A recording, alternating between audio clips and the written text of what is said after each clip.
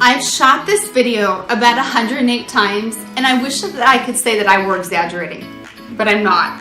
I have an eye for what is beautiful and what is lovely and what would be the perfect message to give. But about the 100th time of shooting this, it finally dawned on me that an imperfect and flawed woman can't deliver a perfect message. But it doesn't mean that I don't have one, because I do. And I'm going to tell you what it is, even though it's not going to be perfect. My name is Dr. Cece Evans-Puglisi, and I have been in this amazing arena of psychology for the last 15 years. As a counselor, as a therapist, as a psychoanalyst, and now as a teacher and a private coach. And in these last 15 years, I have been blown away by the staggering number of ways that we can build our lives or we can dismantle them through habits. And in these last 15 years, and probably before I even entered graduate school, I knew that if you were going to do, or you're going to build, or you're going to create anything, you had to get clear and you had to know your why. And I don't know what your why is or what it will be, but I'm going to tell you mine.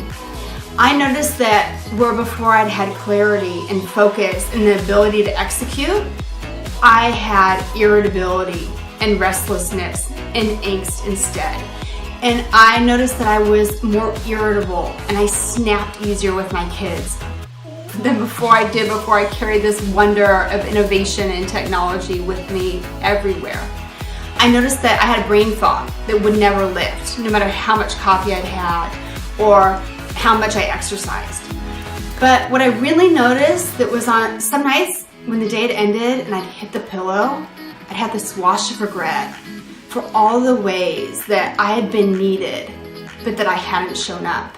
That I'd been busy responding to texts and emails and listening to podcasts on how to better my life, but I hadn't showed up in ways that were meaningful to my life. And I noticed that I would, instead of reaching toward my God or my relationships or my family, I started reaching toward my phone for connection and for sustenance. And then one day I was having such a bad day, and in that day though, I had the courage to name my angst. And I knew that if I were honest with myself, that my relationship with my phone had become problematic and that it was quietly undoing my life. And I made a deal with myself. I thought, okay, maybe I can't go the whole day without my phone, but can I go for 30 minutes? Can I try starting off my day without my phone? So I made a deal with myself that every day when I got out of bed, before I looked at my phone, I looked at my priorities.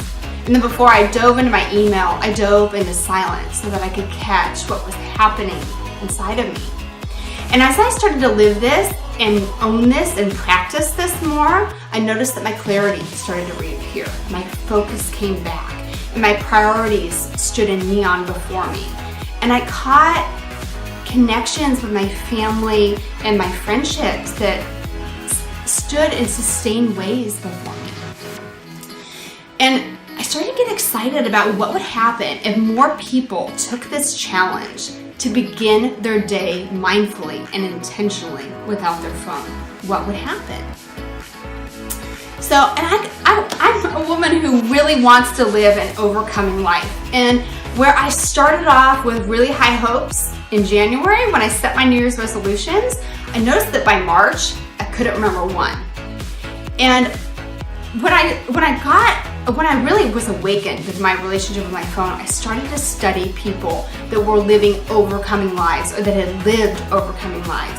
And so what stands out right now for me, Helen Keller couldn't see, couldn't hear, but she wrote 12 books and she traveled the nation lecturing and teaching and mentoring. Tolstoy wrote classics in the midst of 13 kids. Sir Roger Bannister broke the 4-minute mile when he was told that it was medically and physically impossible to do it. And I want to have that hope. I want more people to set down their phones and start to pick up vision and pick up focus and pick up their priorities.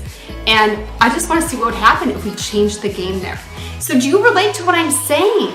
Can you hear what I'm saying? Do you feel this? Do you have the same struggle that I do? Have you two missed moments that you can never get back because you were inside another reality? Are you up for changing the game? If so, follow me, and I'm going to deliver you till the end of the year. I'm going to give you one new habit to own and to master so you can begin the end of the year in a much better way than you started it, and that we can take this challenge together. Thank you for listening, and I can't wait to hear from you.